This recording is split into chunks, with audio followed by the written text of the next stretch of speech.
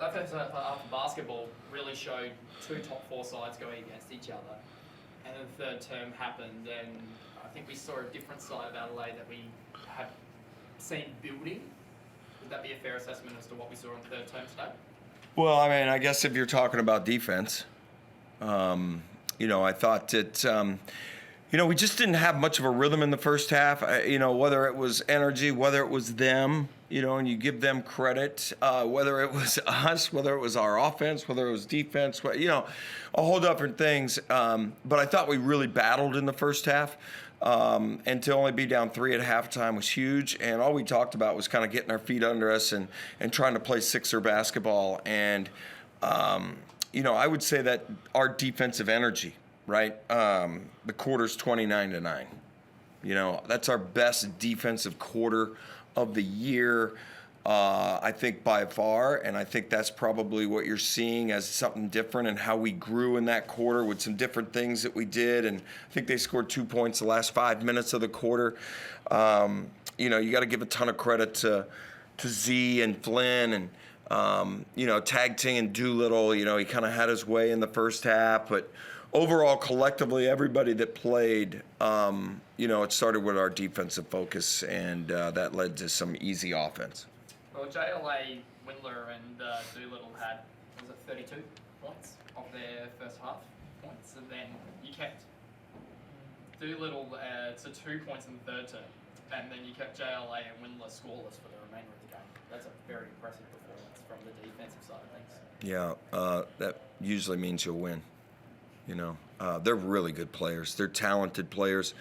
We were mixing and matching with matchups, and we had a lot of switching going on.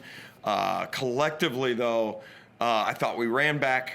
I thought that, we contested the line, and then we really competed. Obviously, points in the paint were a problem today. I think we gave up 50, but they only got 4 in the third quarter. Everything we did in the third were the things that we wanted to talk about. That's what we're capable of, and we're still building. I just think that, we're trying to scratch that identity, and when we start to defend like that, then we're a really good team.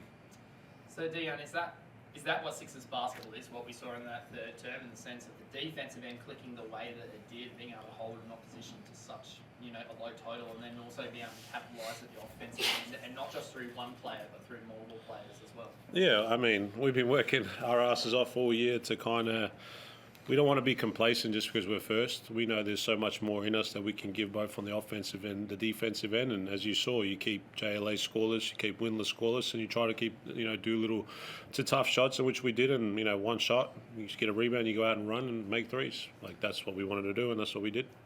Well, with 17 wins on the board now, I think we can start to talk about the sense that, this is the most amount of wins this team's had since 2018, since they went all the way to the finish line against Melbourne United. And I guess it's one of those things with is that what drives the club in the sense of, making sure that you don't get complacent, is the fact that you might have 17 wins on the board, but the reality is that this whole thing isn't won just yet?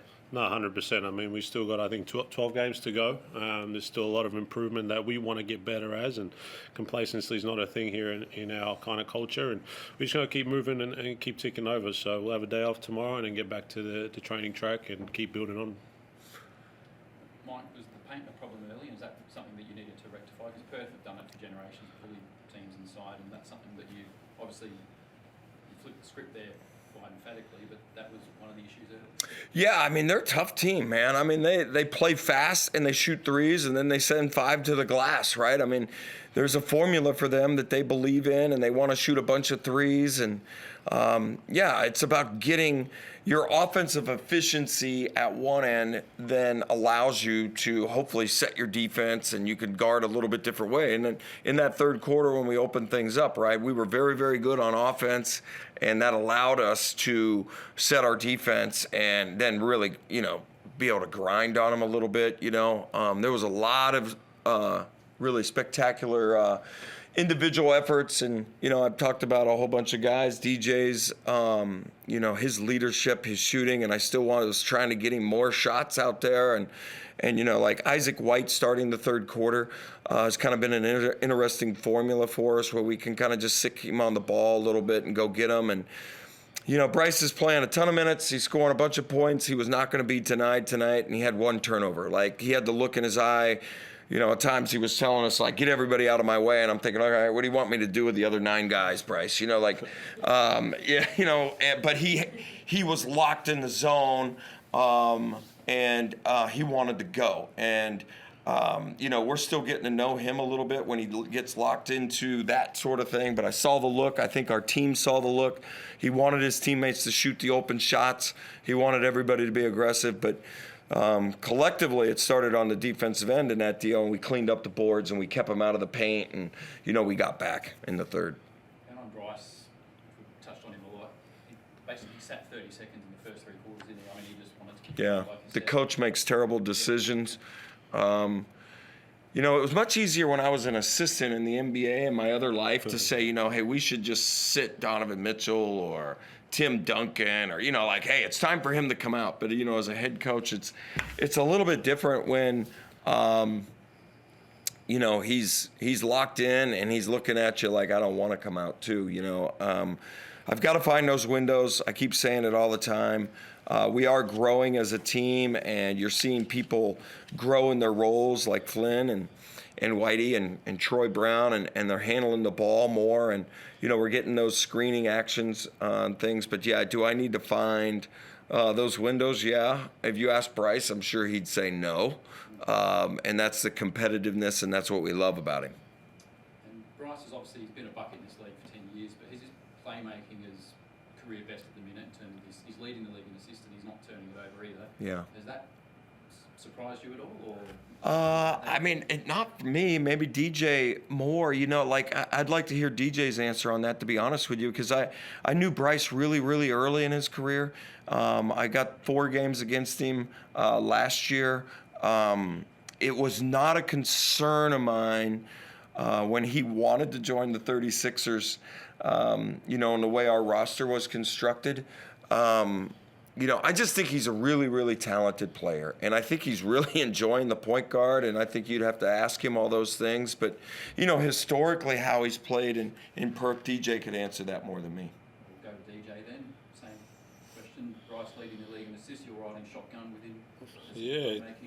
It's easy when someone draws so much attention and then you get a wide open look and all you got to do is make the shot. And we're all making shots, Flynn, myself, Isaac White. He's making the right plays, and that's how much gravity he draws. So it's not a surprise that he's leading the league in assists. So, he makes the right play every time and he's willing to do it. DJ, you've always played with a lot of emotion, wear your heart on your sleeve. You were playing with a lot of emotion today. You were having a few words with the Perth bench. Was there anything behind that, or is that just another game? Well, Perth's our rival. Obviously, we understood what they did to us last time we played them at Adelaide Entertainment Centre. Obviously, we got the win over there at Rack Arena, and then obviously Sunday now plays for them. So there's a bit of words with Sunday here and there, but nothing that people should click too much into. And you're playing a different role. We've talked about it a lot already this season, but does that when you do step up and make these big plays and get on these runs, does that give you a bit more fire? Do you want to tell people about it a bit more? No, not really. I just want to win. I've said it before. I've won twice in this league now, and it would feel cool to bring a championship to Adelaide, who's been starved for so many years. Obviously, 2018 was the last time they got any bit of hope, obviously, in a 5-game series, and that's one of the reasons I came here. Obviously, I won 2 with Sydney. I wanted to come here, change the culture. Obviously, when you can go get Bryce Cotton and the coaching staff we did, and you plug in different players, I think we've got the pieces. Now it's just on us to kind of keep executing, but we've got 12 more games to kind of keep growing as a group, and then hopefully whatever happens, but a championship's what I want.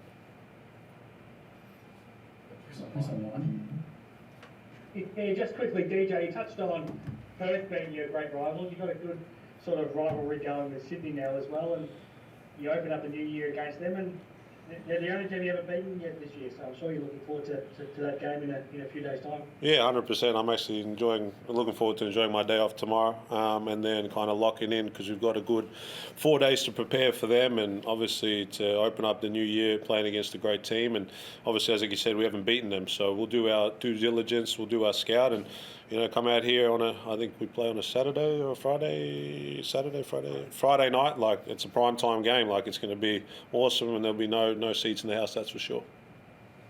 A similar question to you, Mike. I mean, they are the one team you haven't beaten yet, and the first time they came to Adelaide, obviously they put in a great performance, and last time was a great contest. What are your thoughts on that contest? Yeah, I mean, I'm totally focused on our group, to be honest with you.